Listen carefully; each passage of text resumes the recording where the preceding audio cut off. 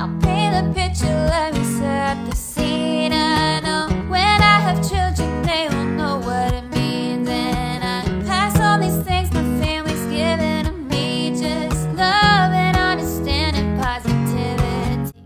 Hi guys, my name is Daphne, and let's talk about my 5th week of pregnancy. Some guitar, grab a beat, and away we go. So this week I am 5 weeks pregnant. I had talked last time, and I'll link that video below. I had talked about my due date, and then I never actually got around to saying what it was. So I talked with my midwife, and we kind of figured that my due date is October 25th, 2022. So that's really, really exciting for me because that's my mom's birthday. I just think that's really cool that this baby is due on my mom's birthday. Like, how special is that? I am about 90% sure that the baby won't actually be born on that day because my firstborn, Nina, was born at 35 weeks. And my second-born, Chloe, was born at 36 weeks. Just not particularly good at getting babies to their due date, but fingers crossed that this time all goes well. The reason why both of my babies came early last time, I had 2 early inductions at 35 and 36 weeks because of severe, oh, I guess that's not what they call it anymore, sorry. It's preeclampsia with severe features now.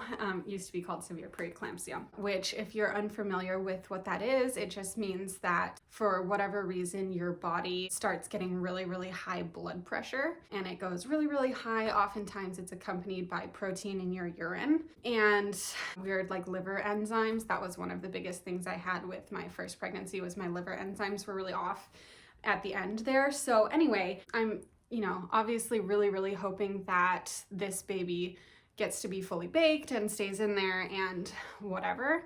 But, I'm just gonna be like super flexible and whatever happens, happens. So let's talk a little bit about how I did this week and my symptoms and stuff. So today I am 5 weeks and 5 days pregnant. I turn a new week on Tuesdays, and I'm gonna try to film these during the weekend. So usually I'll be about halfway through, a little more than halfway through the week that I'm talking about. So I'm still in my 5th week, and my biggest symptoms this week are pretty much the same as they were last week, just a little bit ramped up. The fatigue that most women face during the first trimester, that's still around. I'm still finding that I need to take naps kind of almost every day if I can. It's been a challenge just because I have a 1-year-old and a 3-year-old and a full-time job, and we just closed on a new house this week. So, we're trying to pack and we're getting everything ready. So sleep has been kind of hard to come by, but I am always like desperately hoping for sleep. So even when I can just lay my head down for 10 minutes, I usually fall asleep right away. And I can nap like anytime during the day, like 10 a.m., 2 p.m., 6 p.m. I can nap like no matter what. It's been a blessing that my husband is back home. Last week, during my whole 4th week of pregnancy, he was out of town taking the California bar exam. And so he took that, and now he's back home, thank God. And he's here. He can certainly help a lot more with the girls and the dogs and moving and just taking care of stuff. So it's been so great to have him back home. Sleep has been rough. I've been so tired. But then, what's really weird is that come 9 o'clock at night, I'm starting to get really nauseous. We'll talk about that in a second. Sorry if I have to like pause and do some deep breathing. Like, I'm just so nauseous. Okay, anyway, so at night I'm getting insomnia, and it's so strange because I'm so tired, and I know this is common and it happens for a lot of women, but I'm super exhausted. Like, I feel like I could sleep for days, and then come nighttime I'm so tired. I feel like I can't keep my eyes open, but I also can't fall asleep. And I'm really struggling at night to sleep. I'm waking up multiple times throughout the night. A lot of women say in their first trimester that they're waking up to go to the bathroom in the middle of the night, and I haven't really had that. I know increased, frequency of needing the toilet is super common, but I don't necessarily experience that as much in my first trimester. Really, for me, that's 3rd trimester. But yeah, it's just worth noting that I'm getting up in the middle of the night. Sometimes I need to get up and go get like a little snack to settle my stomach. Yeah, so that has been a thing. So exhaustion plus insomnia for whatever strange reason. And then my second biggest symptom, and this is kind of newish this week and has been really frustrating for me, is headaches. I'm getting headaches every day. They're pretty severe, and I don't know. I know it's common. I don't know why. It's kind of like migraines almost. You can't take any of the meds that you would normally take. Like for me, ibuprofen is the med that I take when I have a headache, and it really helps me. But of course, you're not allowed to take that during pregnancy. So that's off the table, and I've been taking Tylenol. And, you know, does it help? I guess, I don't know. It makes me feel a little better taking it. So yeah, headaches. I'm definitely trying to drink as much as I can because I know that dehydration can certainly cause that, and your blood volume during the first trimester is like rapidly growing. You get a whole lot more blood in order to support the baby and the placenta and all of that stuff. So anyway, that's something that I'm working on, is making sure I'm hydrated. And then, friends, my last symptom has been the worst, and it's been the one that has caused me the most problems, and that is morning sickness, which is hilarious because it is not morning sickness. It is all day sickness from the time that I get out of bed until the time that I go to sleep. Now, if you don't like TMI and you're not here for like honest truth about being pregnant, then just leave right now because I'm about to give like way TMI. If you know me in person, just leave. But here's what happened this week is, I think it was maybe the first day that Pete was back, and we were like laying in bed. It was first thing in the morning. The girls had just started waking up and we heard them on the monitor. So I was like, oh, okay, we need to get up. And for me, nausea hits me like very suddenly. It's not like it builds and builds like it does when you have stomach flu or anything. Like it goes from 0 to 100 like immediately, like so fast. And I can be mid-sentence, I can be doing whatever, and then suddenly I have to throw up like immediately. So I was laying in bed, and if you know me, you know that I've lost like a good amount of weight this year. And so a lot of my pajama pants are too big because I just haven't done a lot of shopping. So I'm laying in bed with my 2 big pajama pants, and suddenly, like, I'm talking to Pete, I'm like, good morning, I'm so excited you're home. And then suddenly I'm like throwing up. So I get up out of bed, and our bathroom is connected. It's like right here, but it's a little bit of a run to get to the bathroom. So I leap out of bed, I'm running, my pants fall off while I'm running. I almost trip on my way to the bathroom to throw up. I'm like grabbing my face, I'm trying to grab at my pants, but they fall off. I get to the toilet and start throwing up violently, of course. And if you have ever had babies, you know that sometimes when you have something like violent happen, like coughing really hard or sneezing really hard or vomiting really hard, sometimes your bladder fails you. And this is a thing that just happens to people sometimes who have had multiple babies, especially multiple vaginal births. So I am leaning over the toilet, violently vomiting. I have no pants on, and I am peeing on the floor. So Pete comes in and he sees me with like a puddle of pee and a bunch of vomit in the toilet, and he busts out laughing. And thank God for him, because sometimes it's so hard when you're in the moment to see like the humor in the situation, but it's hilarious. Like I left a puddle of pee like a little puppy on our bathroom floor. So the glory of pregnancy, ladies and gentlemen, there it is. It's moments like this that I want to remember, because yeah, it's really funny. Also the other day, I was downstairs and I like randomly threw up all over my shoes. Our daycare lady found out this week inadvertently that I'm pregnant because I was picking up the girls, and like I said, it goes 0 to 100. So I was just standing there, and then suddenly I was throwing up, and she's like, And Pete's like, so we have some news because she knew, and she was like, I knew it, I knew you were pregnant. So she knows, and I feel like we're not gonna be able to hide it for super long because I'm puking all the time. I'm puking in front of people all the time, and it's special. It is what it is. So anyway, I wanted to talk a little bit about what I'm doing to help fight the nausea and the vomiting. In terms of like my stats and everything, I have actually maintained my weight this week, so I'm down about 6 pounds in a couple of weeks from the nausea and vomiting. But the first week I had dropped like 5 pounds really fast, and this week, I almost maintained my weight. So I'm happy with that. What I am using to fight the nausea, the first thing is vitamin B6, and you can get this, at any drugstore. You might even be able to get your OBGYN to get you a prescription, I'm not sure. But I just bought this on Amazon, and it was pretty cheap, and it is 100 milligrams per serving, and I'm just taking one per day, and it's supposed to help a lot. This was recommended by my midwife, so make sure you check in before you take any supplements, obviously. But vitamin B6 was recommended to help with nausea, and it certainly helped me last time, so I'm taking that. Another thing that I'm taking is, well, this one is an off-brand sleep aid. It is, nope, not even gonna try. It's an off-brand Unisom is what it is. So vitamin B6 in combination with Unisom, I take this at night and I take this during the day, is supposed to help a lot with morning sickness. And certainly it has made a difference, and any little difference at this point, I'll take it.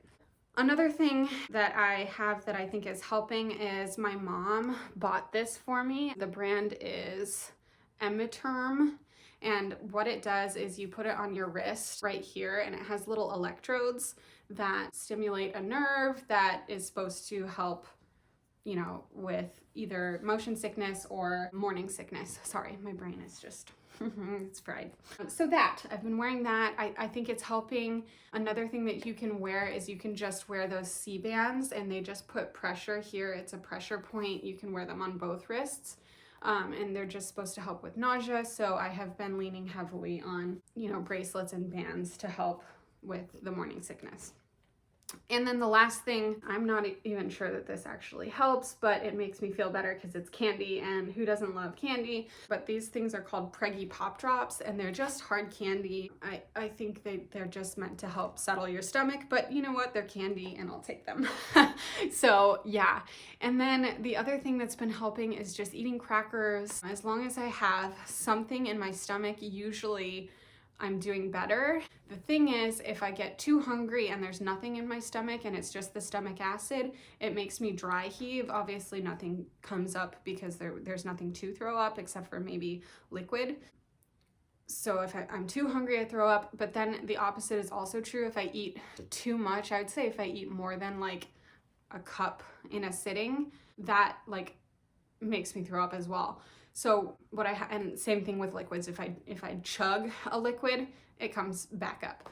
So what I have to do is I have to eat small amounts. Usually, the things that I'm craving, the things that are working for me are carbs, like crackers, sometimes like cheese, and yeah, like carbs and cheese. Basically, I'm living on like grilled cheese, crackers and cheese, and yeah, that's it. Like just really bland, like toast, just really bland stuff. The other thing that I've been craving and that I've been wanting to eat a lot of this week is fruit. So I've been eating a lot of pineapple. That's been kind of like my biggest craving, I think, this week has been pineapple. I've just really wanted to have fresh fruit, cantaloupe, just things that feel refreshing and cool and I can get right out of my fridge. That's been kind of what I'm craving. And then another thing is avocado toast. I've been having most mornings. It's just really calming and it makes me not feel nauseous and it helps get me through the morning time. So that's been really great. In terms of food aversions and smell aversions, it can be anything. Like I can be having a strong craving for something and then 2 hours later I look at the same food and it makes me want to vomit. Some things that have really upset me this week are like lunch meats have been really turning me off. Any kind of meat, basically chicken in particular, has made me, it has really turned me off. what else? Like dairy, like milk, dairy has just been like a no-go for me this week. And then another thing that has been really unfortunate is when I go to the pool in the morning to work out, the smell of the chlorine has really been making me gag and be nauseous. So yeah, I don't know. It's just all kinds of smells and tastes and sounds and even like thoughts of things that are disgusting can trigger me to vomit. So I will be 6 weeks pregnant in 2 days, which means I'm almost halfway through my first trimester, and I know I can make it. We're getting there, but I'm so excited for the nausea to be over because it's bad. Oh, and then the other thing, I can't believe I didn't lead with this. My midwife called in prescriptions for 2 prescription medications to help with the nausea and vomiting. The first one is called Zofran, and the literature says that it's safe, but I think a lot of people, lean away from Zofran because in extremely rare cases, it has caused some issues with the pregnancy.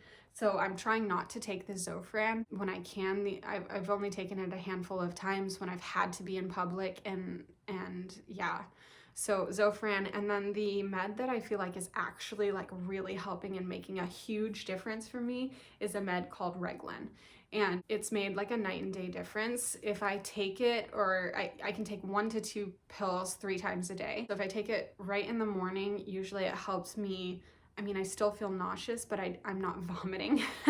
So that's great. And it's been helping me. I think it really helped me maintain my weight this week and just at least keep some foods down. Yeah, Reglan has been my savior this week. I was worried about being on Reglan because they say that it can cause, severe anxiety, depression, even psychosis, but I have not had any issues with it. I haven't felt anything except for relief from the nausea, or at least relief from the vomiting. So I am going to keep taking that med, which has had quite a few studies showing that it's safe for early pregnancy. So I'm going to keep taking that med, and I'm so thankful for it because it's really helped. Yeah, enough about me. Let's talk a little bit about baby. We're running out of time here. I've already talked for like 100 years. This week, baby is the size of an apple seed. Did I already lose my little baby? Okay, I lost the baby. I can't find it, but the baby is the size of an apple seed this week, which I think is so cool. Like last week, it was the size of a sesame seed or a poppy seed, and already this week, the size of an apple seed. Are you kidding me? That's like way bigger. So baby is very quickly getting a lot bigger. I have this app, I can't show it to you, maybe I'll link it below, but I have this app called, I think it's just called Pregnancy Plus, but it shows you like the actual size of the baby at that time, and I love it. I've been like looking at it, and it's like, it's like a decent sized little baby, and I think that's super cool. Also this week, baby has developed a heart, and the heart will start beating sometime between the 5th and 6th week, which I think is so fun and so cool. Next week, if I were to get an ultrasound, they may be able to actually see the heartbeat, which is super fun. Yeah, so that's awesome. My first appointment, I think it's March, it's March 20 something. I'll be 9 weeks pregnant. So it's still a few weeks away. I'm nervous. I really want to get in there and see baby's heartbeat and just make sure that everything is okay. Obviously, I'm not at a huge risk for having multiple due to my age and other circumstances. It would be pretty rare for someone like me to conceive twins, but it does happen. So I would like to just confirm that there is only 1 baby because that's the amount of babies that I ordered.